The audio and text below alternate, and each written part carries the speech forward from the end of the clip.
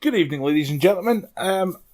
Obviously this is going to be a good week for drama and stuff that pisses me off enough to make videos about it. So, I was scrolling through my YouTube feed earlier on today, and I've come across a video from Tommy from the Bronx, basically saying it's not a good idea for Brett Keane to attempt the DMCA, the Drunken Peasants, and the Amazing Atheist. So, I thought to myself, right, okay, wonder what's going on. Went to Brett Keane's channel, and I've discovered a video that's basically saying I'll give the Drunken Peasants 48 hours and my fans 48 hours. And if my fans decide that I should DMCA the Drunken Peasants, I will. And I honestly don't know what he's thinking. He starts going on about all this bullshit DMCA laws. I mean, he talks about, apparently in the DMCA law, it says that you can only use 30 seconds of somebody else's material, otherwise it's no longer under fair use. Now, I spent a while digging through the internet for definitions on fair use, rules and fair use, things like that. The only reference that I found to 30 seconds anywhere that I looked was a hypothetical, which basically said that a DMCA is not applicable if somebody has a 30-minute video and has used 30 seconds of a copyrighted material. So that, in my opinion, doesn't back up Brett's claim that if they use more than 30 seconds of his video, it's no longer fair use. From my understanding of fair use, and I have put a clip art up on the screen here, basically the Google definition that comes up, but from what I've read on fair use is fair use when it's informative. So you can play somebody's entire video, but as the Drunken Peasants do on their show, they pause the video, make comments and commentaries, and then resume the video.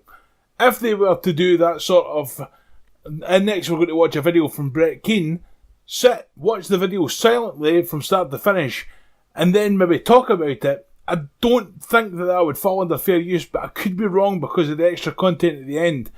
The only thing that I can find that I totally understand to be against the fair use and DMCA-able would be if I was to go to Brett Keane's channel, for example, download one of his videos and then re-upload it as is without making any significant changes, or if making only changes like adding a logo to the corner or something like that.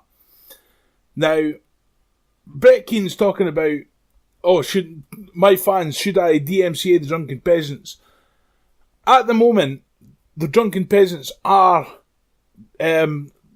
moving forward in a legal situation against the YouTuber Thomas Sotomayor. And the reason why is because he has DMCA'd the channel, exactly the same as Brett Keane's attempting to do. Now, I will honestly tell you now, I am a fan of the Drunken Peasants. I have donated to the Drunken Peasants DMCA fund, and if Brett Keane DMCA's the videos, and then the Drunken Peasants go back on YouTube and say, okay guys, here's the situation. Brett Keane has DMCA'd us. We need more money. I'll donate again. I will be quite happy to donate again. Because the DMCA system should not be a blunt instrument to attack the people that you disagree with. Now, there's a phrase that I've heard bandied around by the Drunken Peasants and by other people, that fair use doesn't mean it's fair to you. And that seems to be what you're working on the premise here. Oh, this video isn't fair to me, so I can DMCA it. No, it doesn't work that way.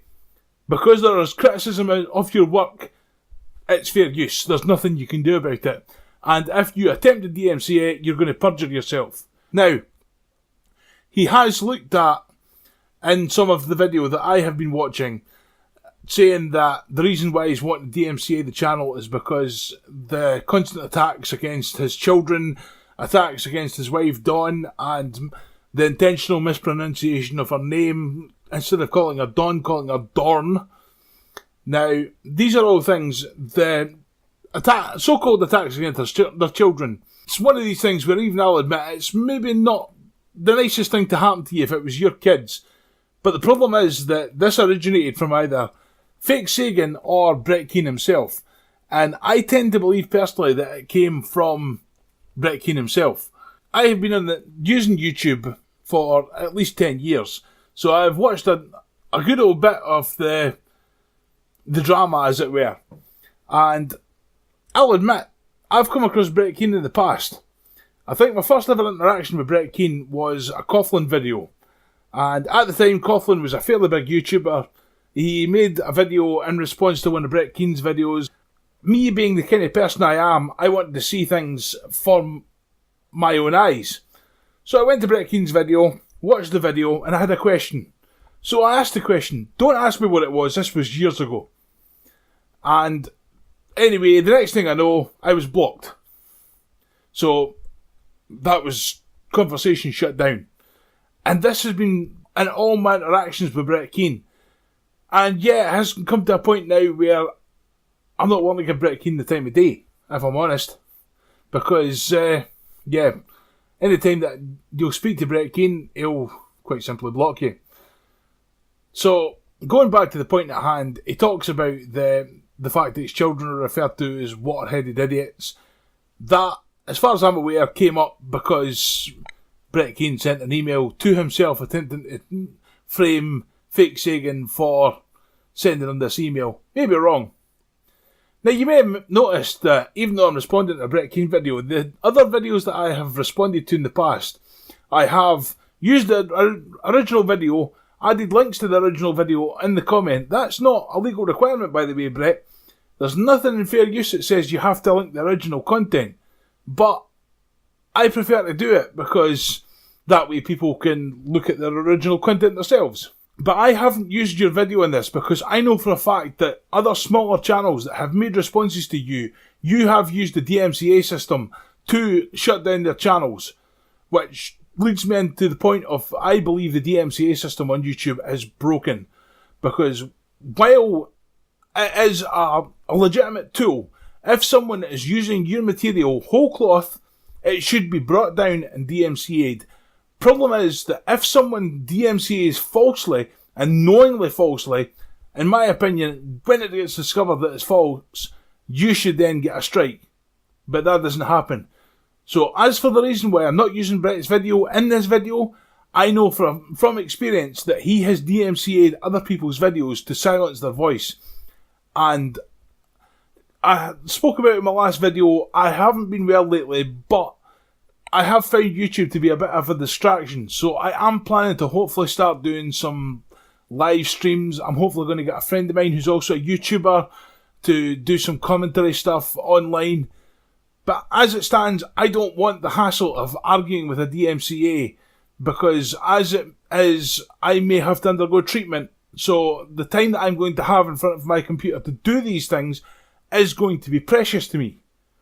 I don't want to end up having to deal with a bad faith DMCA because Brett Keane has seen his video in my video and thought, he's used my content. That means that it's not under fair use, so I can DMCA his video. I don't want to have to deal with that. I want to have my YouTube channel the way I want it. And Brett, if you honestly think that saying you have 48 hours, and if my fans say that I should DMCA you, then I will. It's really not going to work that way, because the content that you have put out in the past, you call yourself the 5th Drunken Peasant. You seem to have fun being a drunken peasant. From my understanding, this has all come out because of a tirade on Periscope. I hate to tell you this one, Brett, but Periscope has nothing to do with YouTube. They're separate platforms. So if TJ and Paul's Ego have said something on Periscope which you disagree with, tough. As far as I'm aware, there's nothing you can do. You're talking about it being bullying and cyber harassment, which I don't, to be honest, believe that it is. I think that you're just pulling that one whole cloth right out your ass. Now, I could see why other people would possibly think cyber harassment, because it would possibly be certifiable as cyber harassment if you were some random YouTuber with no connection whatsoever to The Amazing Atheist, to Paul's Ego, but you do have a history with these people, which is why originally they went looking into your videos. They watched you because they were fans. You went downhill, to put it bluntly, and you lie. You tell so many lies that are absolutely unbelievable. It's beyond a joke. Now, some of the things that have been brought up. I'll admit, the Amazing Atheist, Paul's Ego, Scotty and Ben have been wrong about. Now, for example, your agoraphobia. I personally have been diagnosed with a form of agoraphobia, which I have no problem going outside. I can be in the most open area that you could imagine. No problem. Put other people in that area and I have a problem. I don't like being around other people. The version of agoraphobia that I suffer from personally is referred to as fear of the marketplace. And yeah, it's other people that I'm wary of. So things like that, I could see why it's not nice, but it's not bullying. You are making these statements on the internet and honestly expecting other people not to have opinions on it, which I think is rather ridiculous personally.